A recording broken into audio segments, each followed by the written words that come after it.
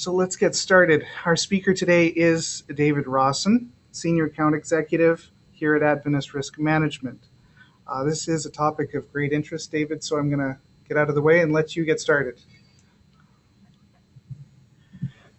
You know, David, it's been fun to watch the growth and development of the webinar program. I can remember the first webinar that I participated in. I think we had 3 or 4 participants, and it's been fun to watch the growth in the number of participants since that original one. Today we're going to talk about equipment breakdown coverage. This shouldn't be a foreign topic to most of you. Those of you who have been in Treasury for a while will relate to this coverage because originally it had to do with boiler coverage that we had at our large churches and our large schools, our universities, and so forth. But it's evolved over time, just like we've had an evolution in our property policy from its first inception when it covered primarily fire to where it's become an all-risk policy. We're seeing the same kind of evolution take place with our equipment breakdown or boiler coverage, and it's become equipment breakdown coverage, which covers a much broader venue of equipment than we've had in the past. So we're currently partnering with Mutual Boiler Re in providing this coverage. There's some new and exciting connections that are created as a result of that relationship, and those are some of the things that we want to get into and want to cover as we go through the presentation today. First of all, let's talk about program elements, the things that we want to talk about specifically with the program itself. We're going to talk about the elements. We're going to talk about covered perils. We'll give some illustrations of the kind of perils that are covered with this program. Specified conference locations, covering specified locations versus covering all conference locations. How that it's been endorsed into your policy, into your property policy now, rather than being a standalone policy all on its own. And the last item that we'll talk about is how we've unified the claims process to make it easier to use from your point of view. Easier is better. Program elements. First, as I just mentioned, we've taken the policy and we've endorsed it into your existing property policy. This has some distinct advantages. Rather than having 2 policy documents like we have in the past, we now have a single policy document, and many of the limits, deductibles, and so on are common to both policies. So with the endorsement into the property policy, it makes it a much more fluid situation for those of you who are using it. Secondly, premiums calculated based on total insured value that you show on your property policy, and a rate is applied to that to come up with a premium to be associated with this additional type of coverage. The deductible, as I mentioned, is common with the deductible on the property policy, so whatever you're carrying on the property policy also follows for the equipment breakdown coverage. And inspections. Many of you have had to be involved with inspections of your large boilers, as we mentioned earlier, and those inspections will continue under this new program. They'll be assigned to an inspector in your area who'll come by and perform the on-site inspections.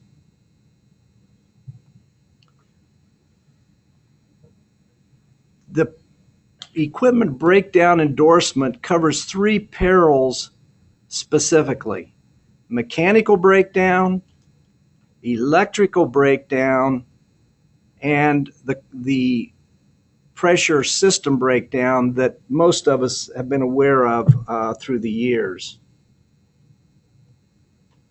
First of all, before we get into some of the specifics, I threw a slide on here that'll give you some of the history and the breakdown, both in number of claims, the frequency of claims, and also in the severity of claims as it relates to these 3 broad categories.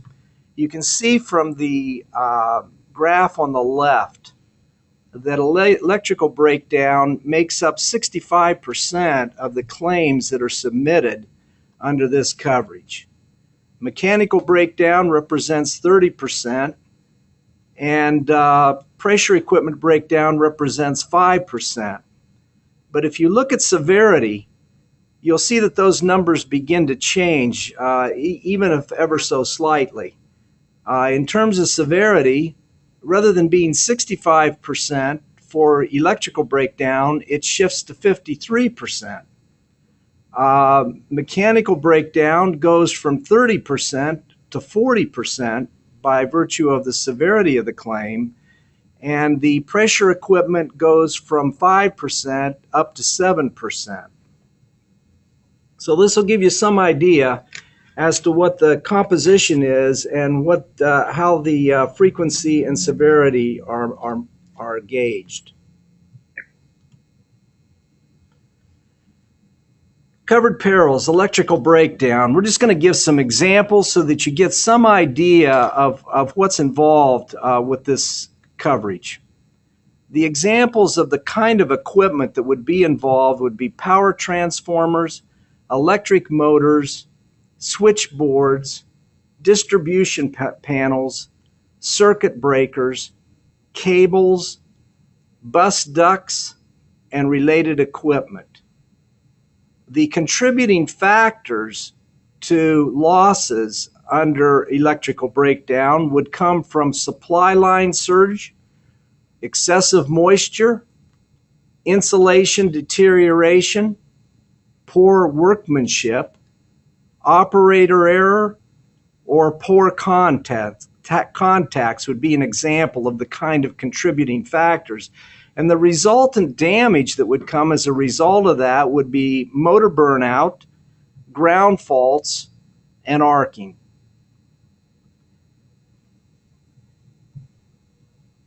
Covered perils under mechanical breakdown. An example of the kind of equipment that would be included under mechanical breakdown would be pumps, fans, blowers, engines, turbines, compressors, gear sets for production process. Contributing factors: oil contamination, misalignment, vibration, overspeed, bearing wear, and operator error. And the resulting damage from that would be the breaking of a shaft or the seizing of a moving part. Lastly, the pressure system breakdown. Examples of pressure systems would be heating or process boilers, pressure vessels, cookers, sterilizers, air tanks. The contributing factors would be control failure, scale buildup, low water condition, vibration, operator error. And the resultant damage as a result of one of those contributing factors would be an explosion, an implosion, bulging, overheating, or bursting.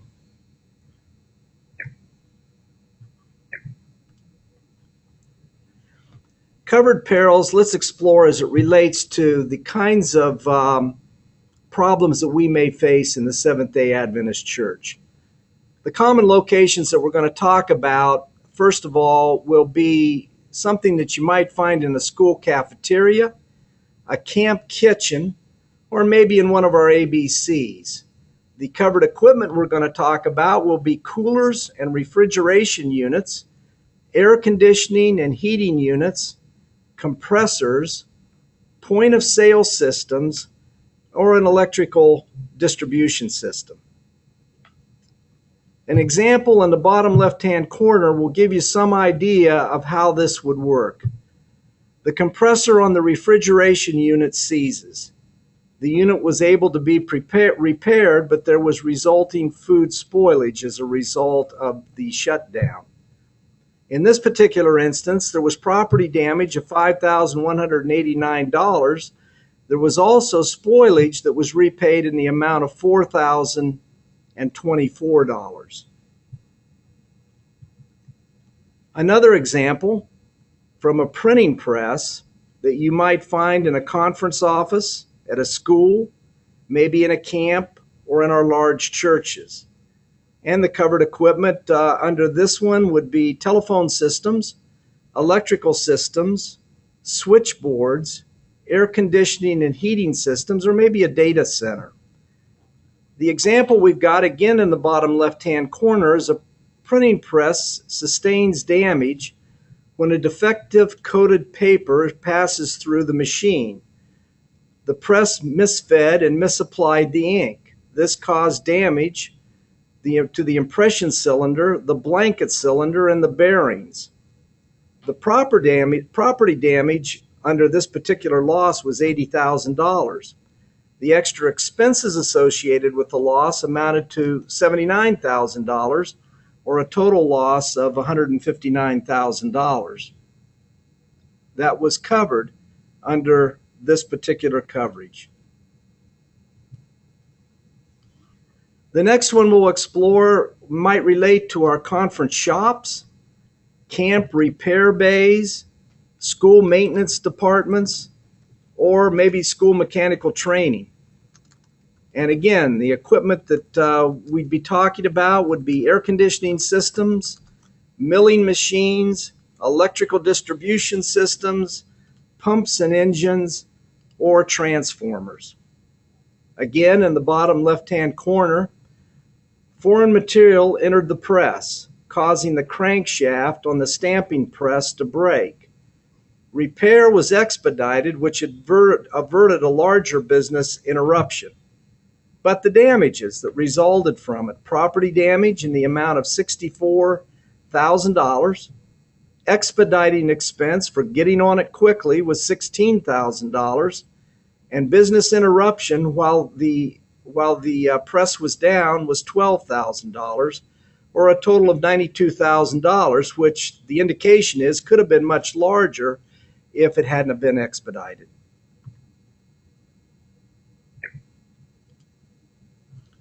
Now we're going to take a look inside of your office where you work, and you see a variety of things located in that office. We're going to go to the next slide, and it'll show you which part of that equipment would be covered under this equipment breakdown coverage. So you still got your computers that are covered. You've got your printer that's covered. These are the types of things that would be covered in your office setting. Let's say that we were to have a power surge, and the power surge burned out the computers. The computers would be covered under the equipment breakdown coverage as a result of the surge. Another example shows another office setting with additional types of equipment.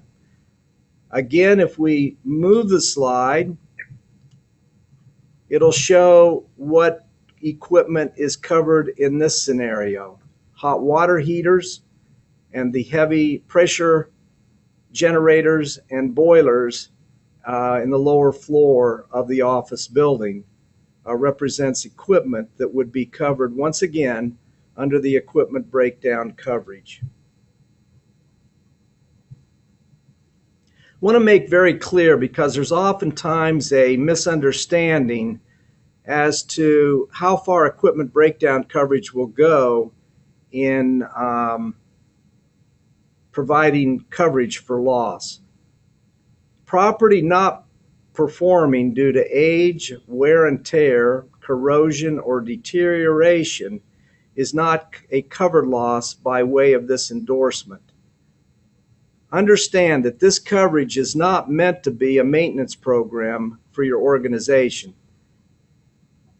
It's meant to service extraordinary types of events that create loss.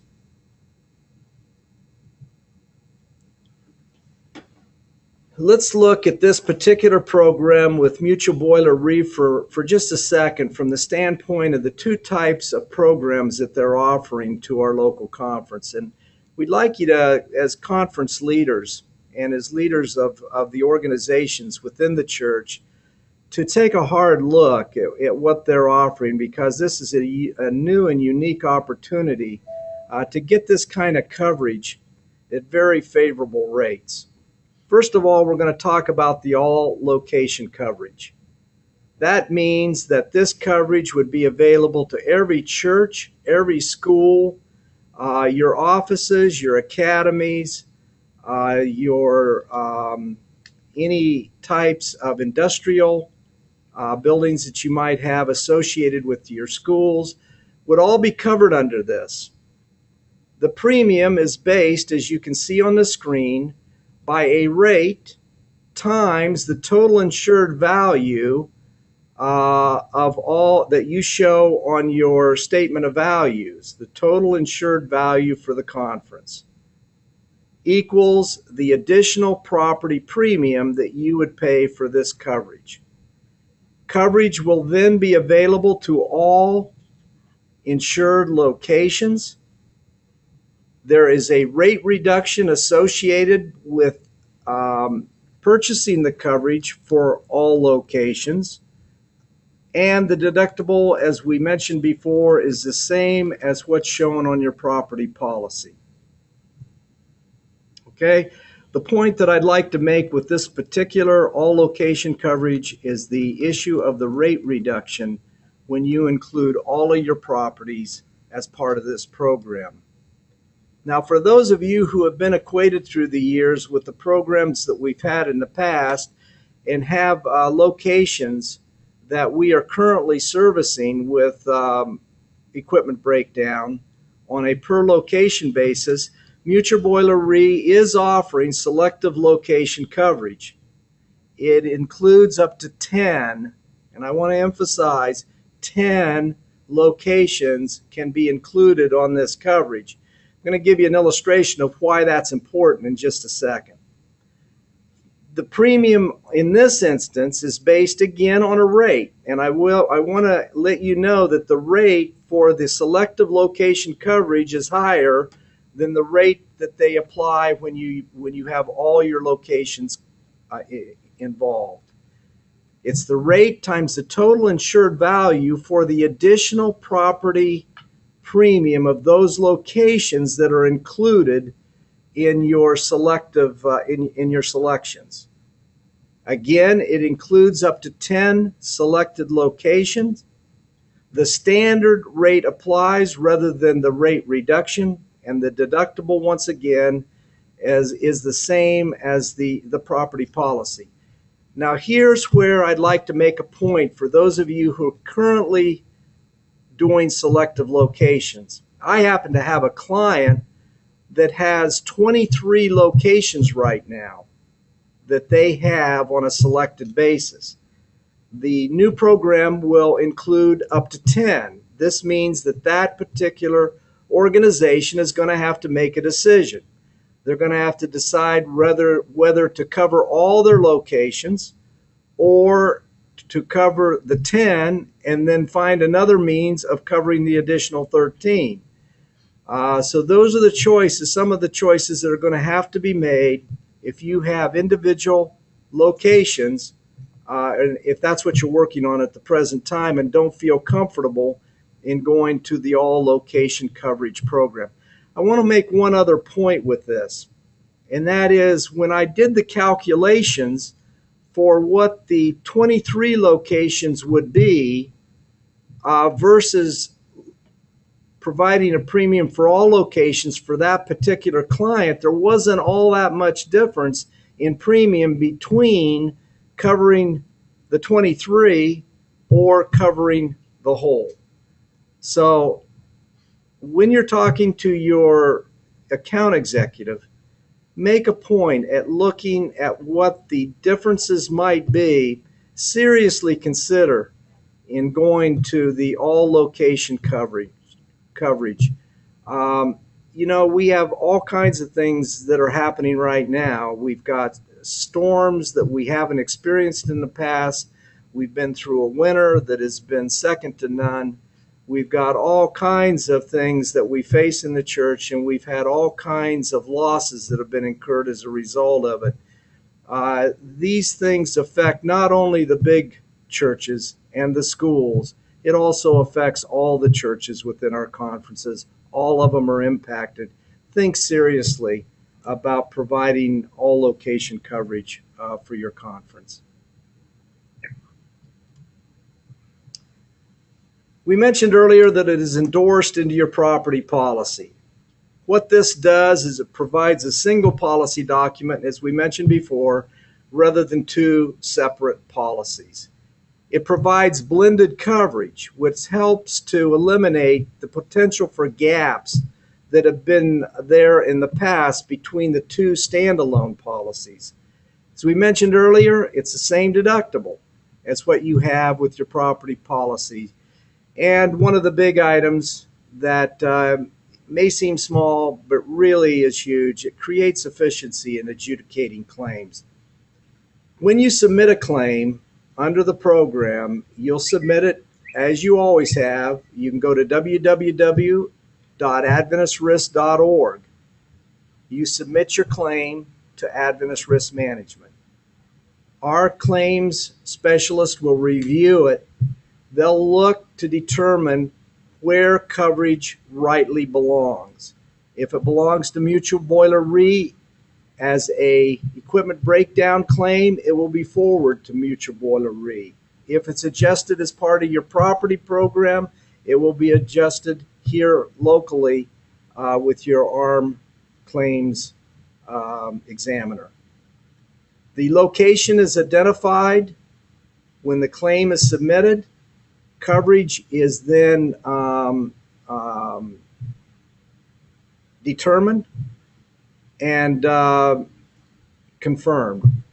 So that simplifies the process of adjudicating claims. In the past, if you had a claim and you weren't sure which side of the equation it fell on, whether it fell on the property side or whether it fell on the equipment breakdown side, it created confusion in where to submit the claim. Do we submit it to the equipment breakdown carrier, or do we submit it to ARM? This helps to eliminate the confusion by leaving the burden for determining where the claims goes to the ARM claims examiner.